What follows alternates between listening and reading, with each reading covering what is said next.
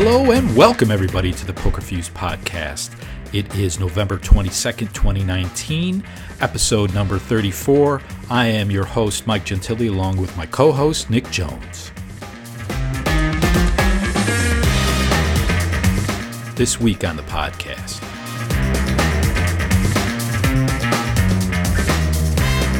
we talked about it last week and now it's here. PokerStars has launched Tempest Hold'em and Deepwater Hold'em for real money. Find out how the games work and what we think about them.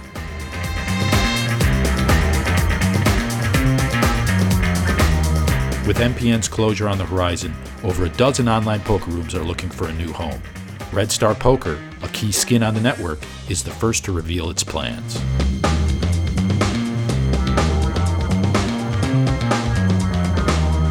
And finally, GGPoker shocked the online poker world this week with a huge new ambassador signing. None other than Daniel Negreanu, one of the most recognizable names in poker.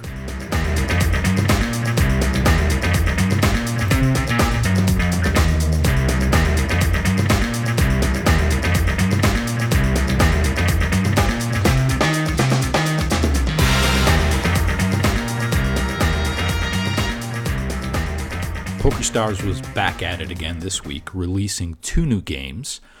The first time in a while that we've seen them do so. We now have Deepwater Hold'em and Tempest Hold'em being offered by PokerStars. Nick, what are the main features of Deepwater Hold'em? Let's start with that one. Yeah, so obviously regular listeners will have heard these names before because we talked about them both last week, and we were really just guessing at what these games could be. And I would say we weren't really too far off the mark. I mean, the main thing to say with both Deepwater and Tempest is they are based on the same game. So the primary thing with these games is they're cash, they're no limit hold'em. There are three blinds, so there's a mandatory straddle. The third blind, or giant blind as PokerStars call it, which is double the big blind, is always posted, and there is a variable ante, so that ante will change each hand depending on whether the previous hand went to showdown or not. So when you say change each hand, I'm assuming that means double.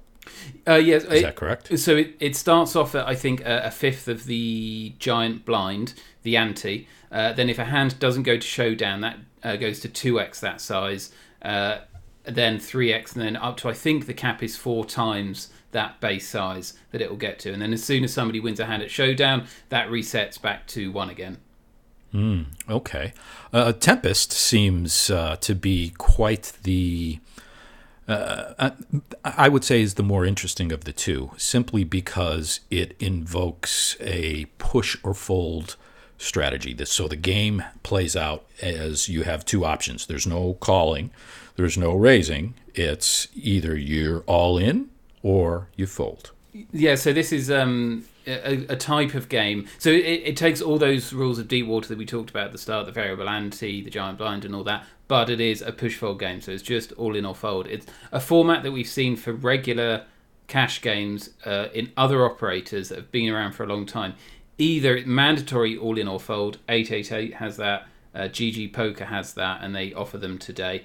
Some operators aren't explicitly all in or fold, like they allow calling and checking, but they start with short stacks. So Party Poker, Winamax both have short stack games where the buy-in is like 5 or 10 big blinds, which are effectively all in or fold, and their stack sizes get a bit bigger. PokerStars is mandatory all in fold, and there is a cap as well, so you can never wager more than 10 giant blinds, I think. What's the starting number of blinds for Tempest? That's a good question. I think it is between 5 and 10 giant blinds is the buy-in at Tempest. So, yeah, it's short-stacked game. I mean, it's interesting. It's very interesting that they've taken one idea, which I think is quite interesting, and we can talk a bit more just about the idea in general, and then basically gone in two directions. One is quite a deep-stacked game, which just adds an extra slight strategic element to it, or skill element to it, and then they've gone the other end of the spectrum, which is, a real fast shovel fold, simple and ultimately probably solvable game. So what makes Deepwater a deep stack game? Is it you have the opportunity to buy in for a larger larger amount than you normally would? Yeah, so the blinds are 50 to 150 giant blinds, which is the same as 100 to 300 big blinds. With that said, with the ante and the giant blind, I'm not really sure if people consider that especially deep stacked. I don't really know how the games are going to be played. Obviously, there's a lot of money in the pot at the start. Even after a showdown hand, everyone's putting in an ante, and then you've got 3 blinds. So there's a lot of money in the pot, but people are sat fairly deep stacked, I think, at least at the start. So yeah, I think there's definitely quite a lot of strategic considerations, because everyone's stack sizes will change each hand depending on what happened on the last. So we've talked about the giant blind being a big thing that separates these from other games, and also obviously the push fold aspect of Tempest is different as well. What about the antes in the cash game? Is that something that we see a lot of? That seems to be a twist that is not common. Yeah, it's not common, but it's not that rare. I think PokerStars has regular ante tables and deep stack tables, which might be all ante, I'm not sure. Party Poker recently flouted the idea of turning all their cash games into ante-only cash games, but that didn't come to pass, I believe. It still might be, I'm not quite sure. So there's definitely, it's one of those changes that a lot of people like the idea of, because looser play is better, so they think that's more fun. So I mean, ultimately that's it with these games. I think what's perhaps interesting is they're probably less of a change to basic Hold'em than the previous kind of novelty games that we've seen from PokerStars. Once you're past the pre-flop stage and you've worked out how big the ante is, the game's exactly like Hold'em. It's just, you just have to look at the pot size. Yeah, it seems that they're going. It seems like they're trying to change up or shake up the established strategy of the day that is common for No Limit Hold'em. These implementing the antes, implementing the giant blind. These are things that change strategy. And I wonder if they're doing this to try and maybe reduce some of the edge of the professional players and give people more of a chance to learn the game from the ground up. Yeah, I mean, it's not so much for change that it kind of resets the whole strategy. The additional strategy here is that you're going to be playing looser the bigger the ante is, right? I mean, there is more money at the pot by default, and then that'll get even larger. So I think, just looking at an article that we've written here, so the 25-cent, 50-cent game, there's a $1 obviously giant blind, and at the start of the hand there's either going to be about $2.35 or up to $4.15, depending on the previous hands where there's been showdown. So there's quite a lot of variation there on how much pot you're competing over. So you're going to you just need to pay attention to see how big that blind is, and therefore how much you should be contesting the pot, how much you should be defending the blinds. But once you're past that stage, once you're past that pre-flop stage, as I understand it, that's it. Like then on, you're just playing normal Hold'em with probably a pot that's larger. But normally, in Hold'em, you're going to be looking at pots, post flop, and seeing how big they are, and assessing your strategy based on that. So it's a change, but it's not unfamiliar to anyone. You can certainly use anything that you've learned in prior Hold'em games, certainly if you've played ante games before, and you can apply that to Deepwater Hold'em. So just to be clear, though, the antes are not a big blind ante like we had speculated they could be last week. Is that correct? Correct, yeah. It's an ante that everyone posts. It's not live money. Okay. And where are these games, where have they been rolled out? I saw that it was just a partial rollout on the first day, but I'm not sure if that has since proliferated to all of their sites. What can you tell us? Where is it live? Yeah, so it went live in the UK first for real money, and then the .NET client for free play money. I think same day it rolled out to the .com and .eu markets, so the global international player pools. I think got it the same day. We're talking it was Wednesday this went live, so just 2 days ago from when we're recording this. So I think by the end of Wednesday it was live in those markets. It's going to go live in some of the shared liquidity markets as well, based on obviously when it gets through regulation. So I'm just looking here, it's going to come to Estonia, Belgium, Romania, on the Russian Sochi client, Sweden. they might be live now. If not, they probably will be soon. There are some notable absentees from that list. It's not going live in Denmark apparently, so that might be a regulatory issue there. As we saw with the other limited edition games, I wouldn't expect it to go live in the segregated markets unless it proves very popular. So, if you're in New Jersey or New Pennsylvania or in the Southern European market, some games did eventually come to the Southern European market, and then 6 Plus Hold'em, I think is live in New Jersey. Mike, you might know better than me. I don't know off the top of my head. I'm not sure that it is, but definitely we'll check on that, and we could post something on Twitter for those that are looking for the answer and don't feel like looking it up themselves. Yeah, I think it's I think it just through these in these markets, it just takes more effort to get a game passed through the regulations. So I'd be surprised if it comes out. And also, interestingly, Tempest is going live in fewer markets, and again, I assume that's a regulatory thing. So Tempest is not going live in, just reading this up, it's not going live in Sweden and Romania, for example. Okay. Yeah, it sounds like it definitely... I can't think of another reason why they wouldn't launch in a particular market if they are launching deep water. So yeah, I tend to agree that is probably related to regulatory restrictions. So the last game prior to these two that PokerStars released was the beginning of this year, so it's been quite a while. That was 6 Plus Hold'em. Do we expect that PokerStars is getting back into the swing of things, or do we expect that they're going to give these two some room to breathe, and it may be another extended period of time before they come out with a new game? Yeah, it's interesting, isn't it? So 2018, we saw 4 games come, 2 or 3 months apart: Split Hold'em, Showtime, Unfold, Fusion.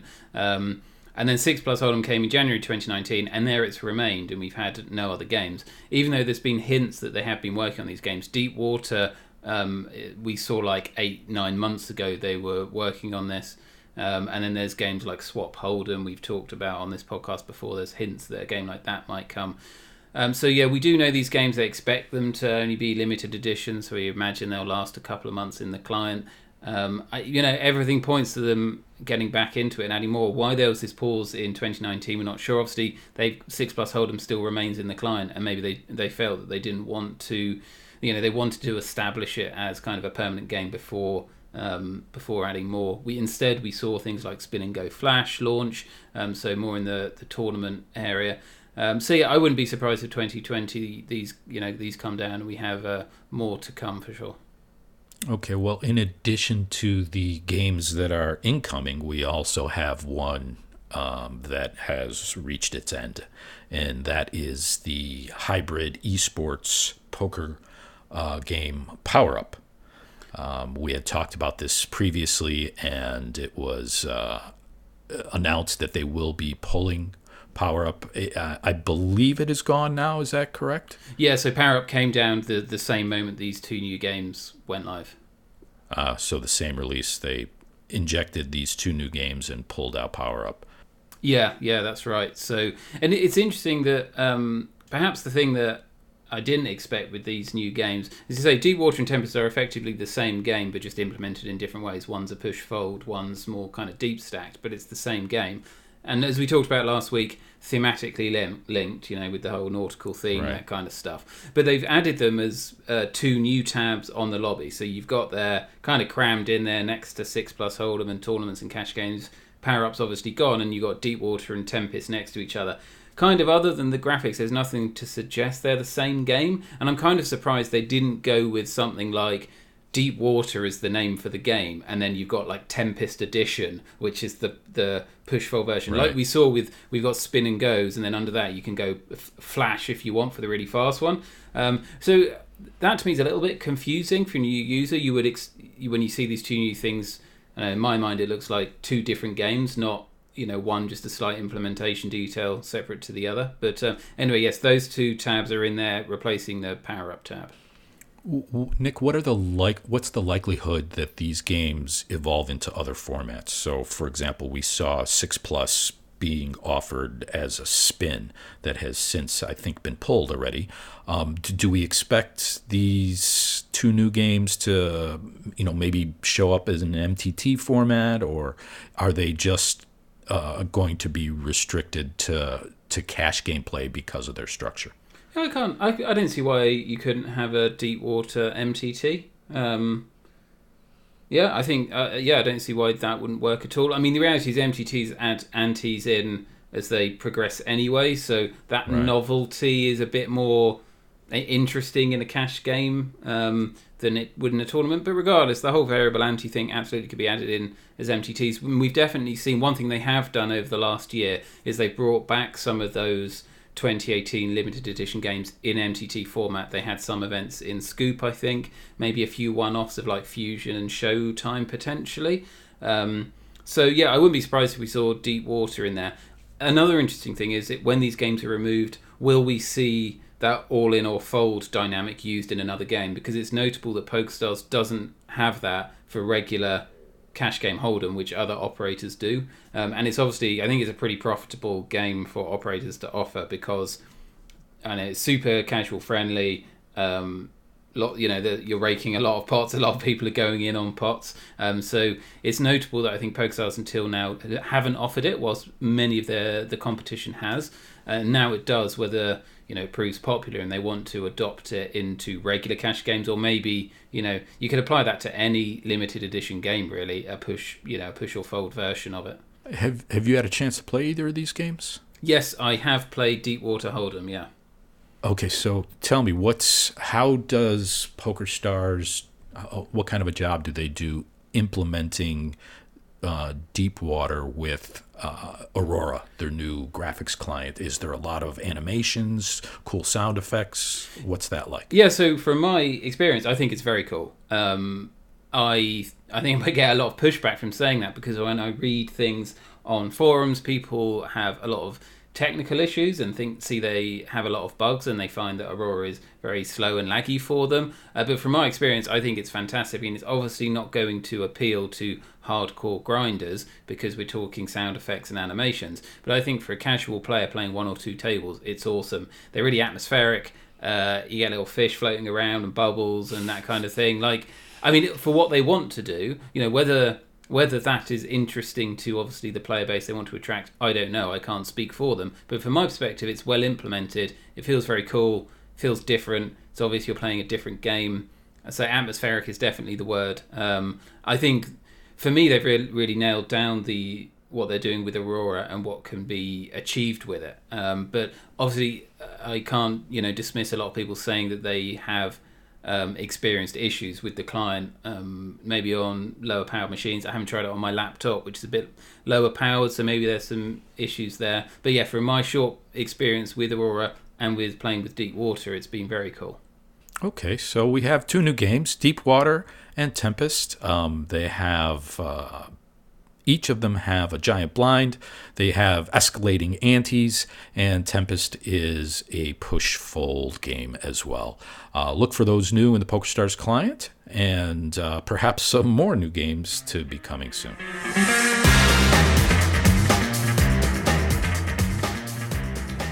So it was a couple of months ago that we would have talked on this podcast about Microgaming and their shock announcement that they were closing their MPN, Microgaming Poker Network, sometime in 2020. And that left 16 online poker rooms on that network with a tough decision of where they were going to go and what they were going to do with their online poker offer. We have the first skin, and quite a large one, now signposting what they plan to do when MPN closes, and that is Red Star Poker and their plans to move to iPoker. Not a site that I have played on. Tell me what's special about Red Star. How is this so important that it's making the podcast? So yeah, Red Star is, and it's hard to gauge, but I think Red Star is quite a big deal. They have a large Russian and Ukrainian player base, and I think they represent a pretty significant portion of MPN traffic. Again, that's based on just kind of reading their customer support forums. They've got a very busy social media presence, and they have the storied history. They've been around over 15 years. They have a long history maintaining a large player base and moving it between quite a few networks. So I think this is quite a coup for iPoker. I think it could have a noticeable bump in traffic. And it's also interesting because Red Star, focused on the kind of grey markets, definitely would have been looking at some of the less established European options rather than iPoker. So it's quite noticeable they've gone for kind of the obvious choice, the established choice, I guess. Yeah, so 15 years in the business and a big presence in Russia. Those, to me, strike as two reasons that this could be a big deal. What other choices did they have? So they decided to go with iPoker. Who got left out? What network didn't they choose? Yeah, that's a good question. So I think probably my top guess, and we wrote an article on Poker Industry Pro. If you're a subscriber, do check that out. It was from a month or two back, going through all 16 skins and where they would likely go.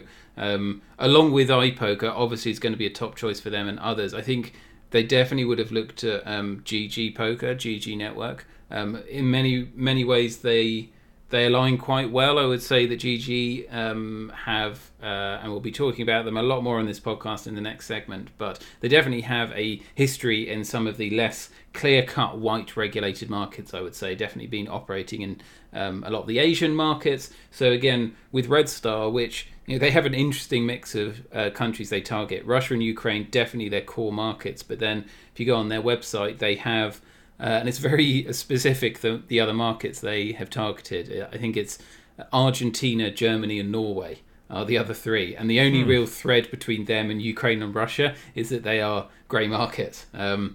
So, that iPoker is interesting because, someone like GG Network, even an upstart network like BetConstruct, it's a little-known network, but they have a history with Red Star. They use their sportsbook software, I think, so that was definitely a candidate.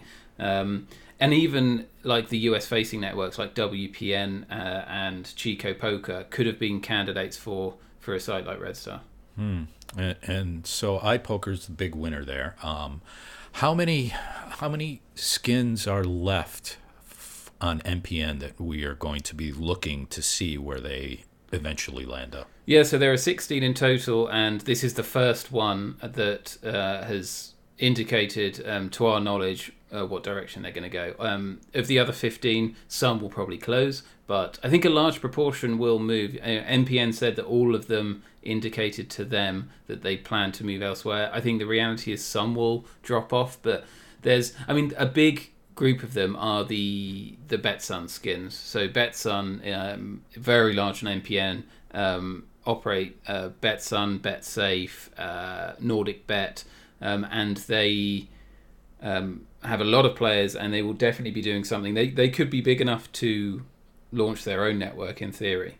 Again, iPoker would be an obvious choice. They also have, now I need to scan the article that I wrote a couple of weeks ago, but they have their own poker software because they acquired EuropeBet, which is a Georgian licensed online sportsbook, and they have their own online poker software and an independent player pool, so they could utilize that. I think they have a partnership with TonyBet. I think they run BetSafe in Lithuania on the TonyBet software, so they've got options there to utilize a software platform for their own network potentially. So we're eventually, as MPN winds down, we're going to see these skins picking and choosing their forward path. So we've seen Red Star. They've chosen to join the iPoker network. As you mentioned, GG Network is another option for some of these skins. I'm not sure. It'll be interesting to see if any of them decide to partner up with somebody like WPN.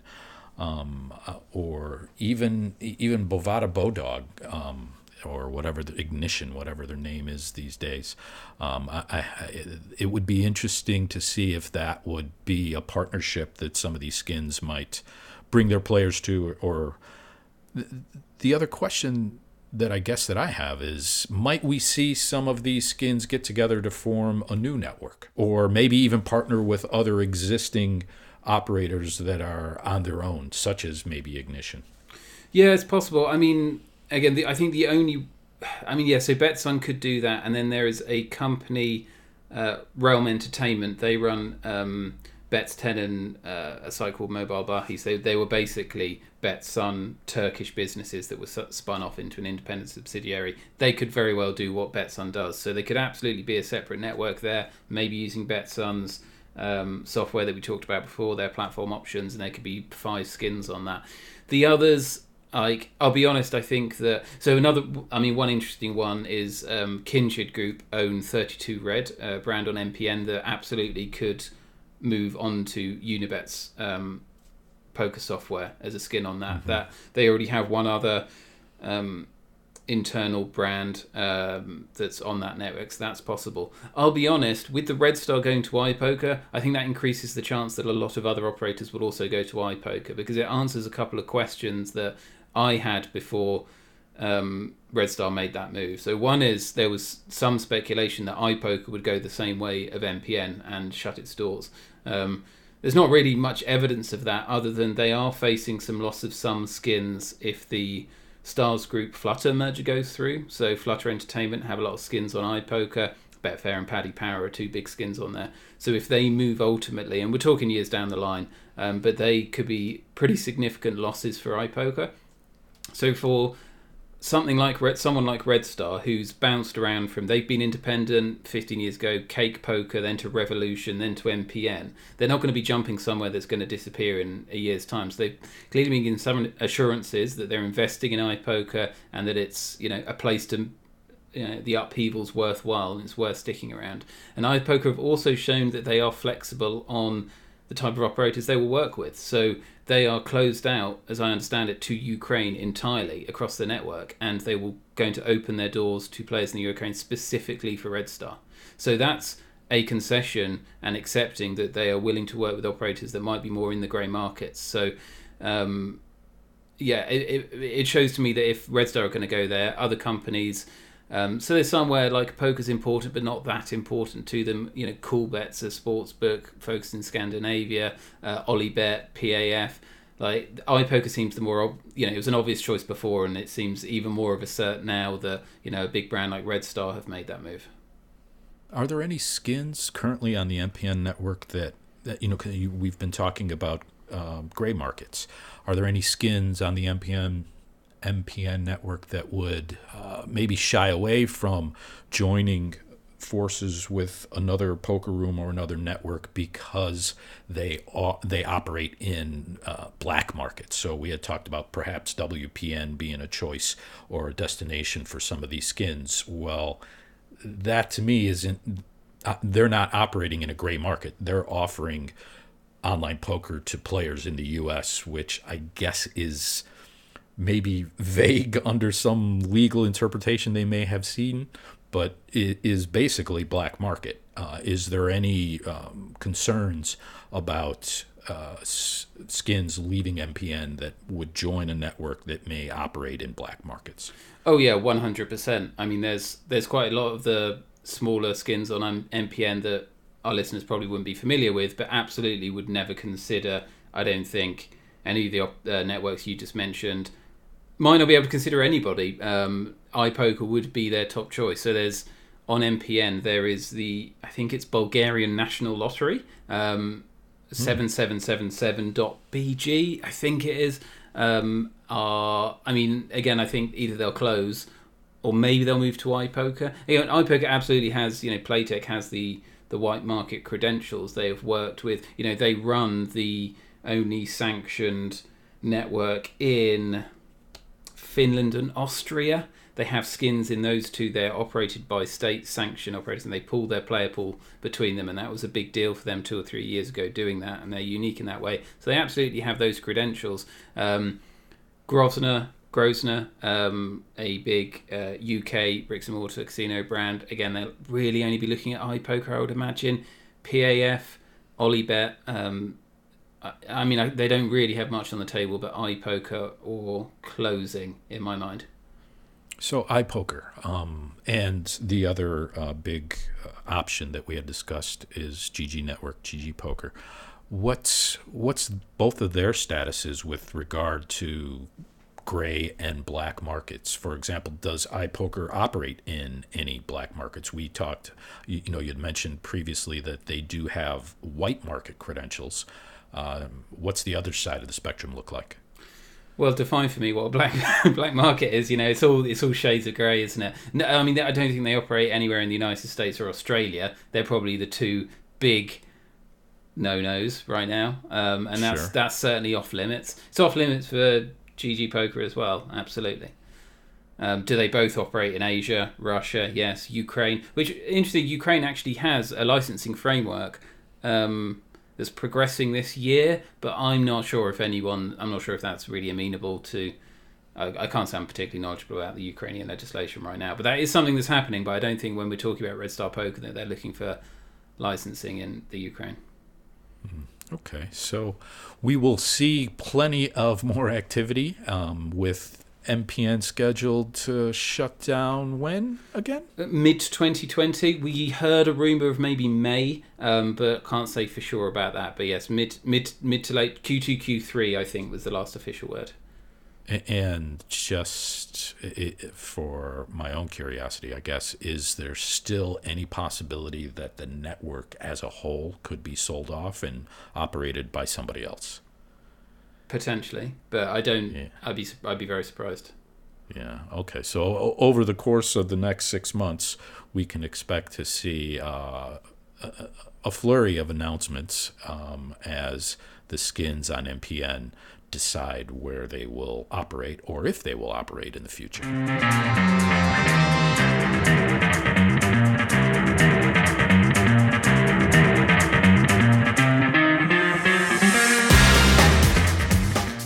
Perhaps the biggest news of the week is the signing of Daniel Negreanu to become an ambassador for GGPoker.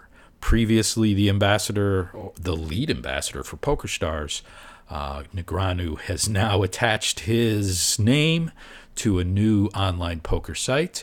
And to talk about that, we welcome back Samantha Bevington. Sam, how you doing today? Yeah, I'm good, thanks, Mike. How are you? Good, thanks. So I have to ask, you're an industry insider. Was this a surprise to you to see Negreanu sign with GGPoker? Yeah, I couldn't actually believe it. Nick and I were we were driving to my parents, and he was like, "Guess who's going to sign?" And I was like, "Is it going to be Liv? That's weird. Is it going to be Igor? That's possible, but also doesn't feel quite right." And it was a little bit more of a guessing game before I guessed Negreanu. And did you guess where he was signing? Yeah, I should say that Nick was like, it's going to be with GGPoker. But okay. How weird. Maybe weird isn't the technical term, but it feels peculiar. It was definitely unexpected. We saw a lot of ambassadors leave PokerStars and hook their wagons to the party poker train, but I don't know that we ever really expected that for Daniel. I guess he could have signed with maybe WSOP.com, but given that their limited exposure is only in the U.S., that would have been quite the hefty price tag for them. So I'm not sure that there were a lot of other places he could have gone, but GGPoker is definitely one of the up-and-coming networks. How do they classify themselves? They classify themselves, I think, as an Asian-facing network. Okay, all right. I think they also brand themselves as the fastest growing online poker network, if I'm not mistaken. I should have checked this before actually we talked, but I heard on a podcast recently that they're like the third biggest online poker network now, and I can't fact check that. but that's what I heard today. They are very big. I believe if I look through some of the articles that we have written, it probably has, pinpoints exactly where they rank overall. But it's definitely a great get for them. It's going to increase their exposure ton. tons, and it'll be interesting to see how they leverage this association with Daniel, who's arguably the biggest name in poker today.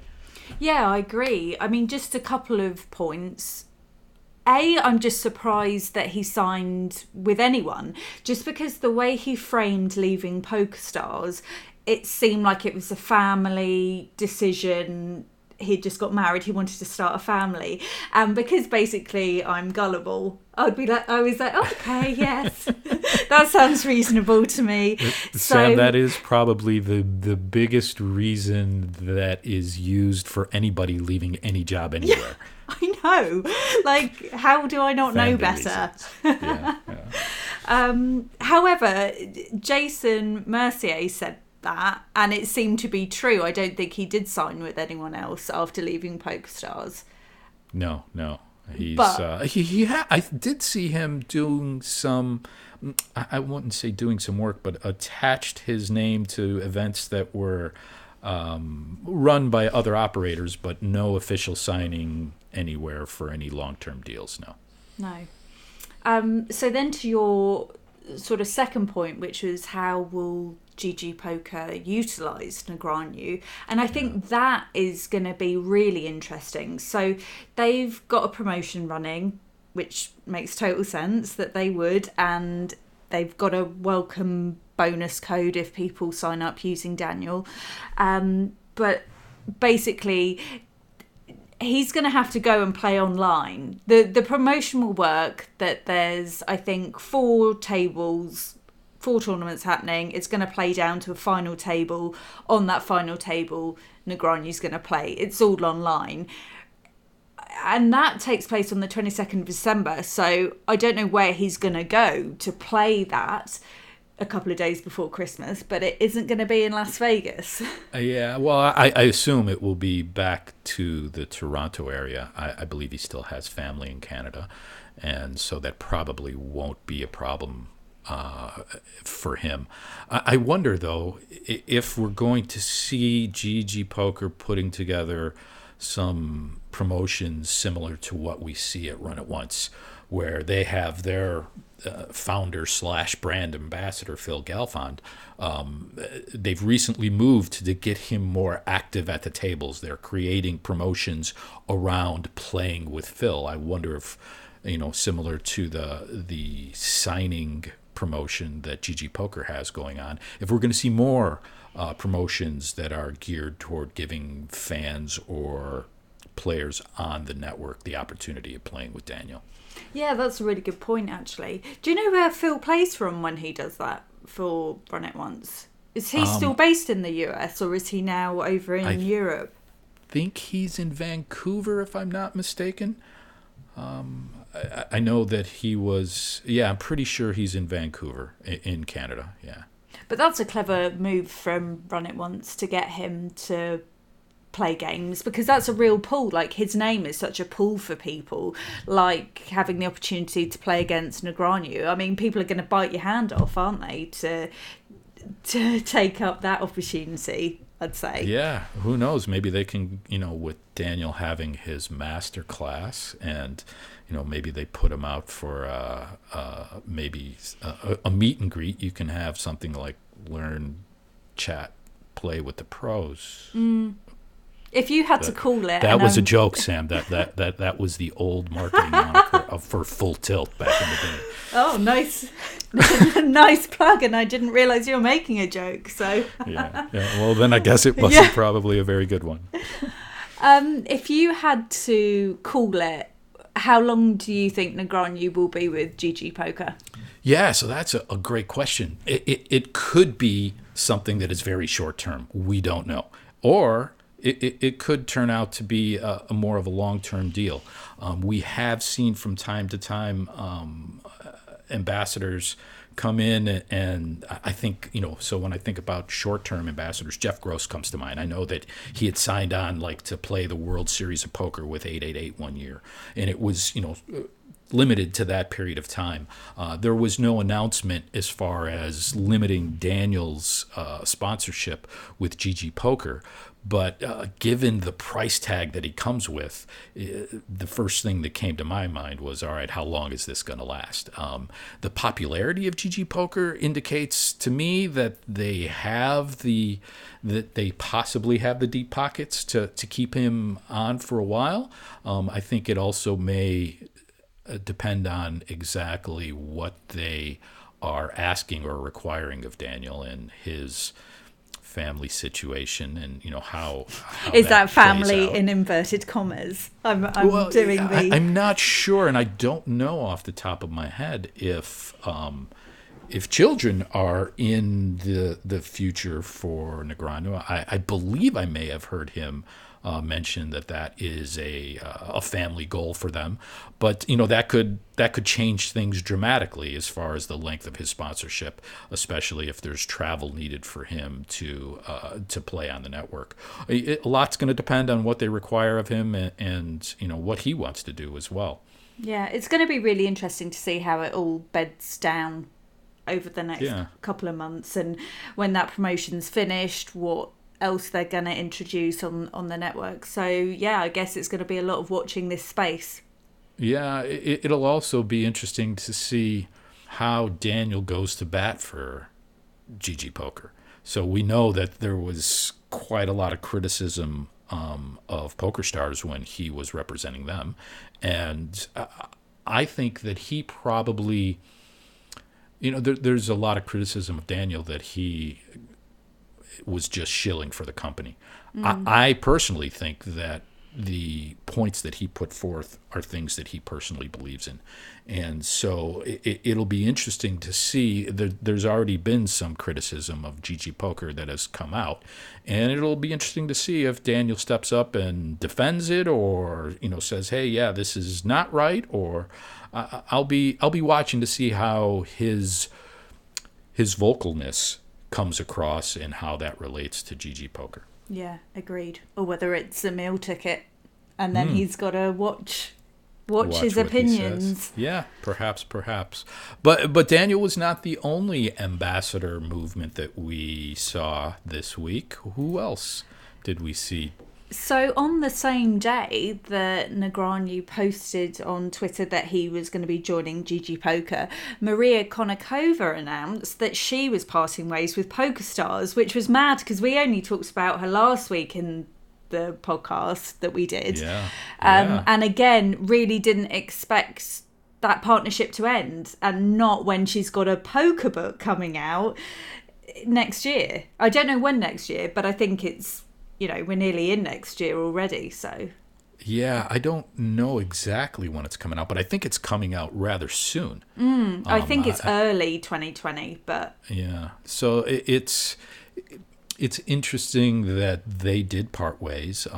Obviously, with every announcement that comes out for every ambassador that leaves a poker room, we never really quite know who initiated it. Was it one person or one party that didn't want to continue? Was it that they couldn't come to terms that was agreeable to both sides? We don't exactly know.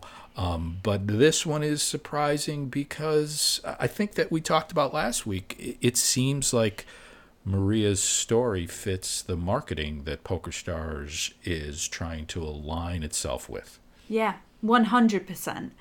And if it was PokerStars' decision not to renew the contract, that is mad to me. Absolute madness. Because she's an acclaimed author, and her track record would make me think that this book's going to do really well. Beyond poker circles, I think a lot of the poker community for sure are going to want to read it. I do.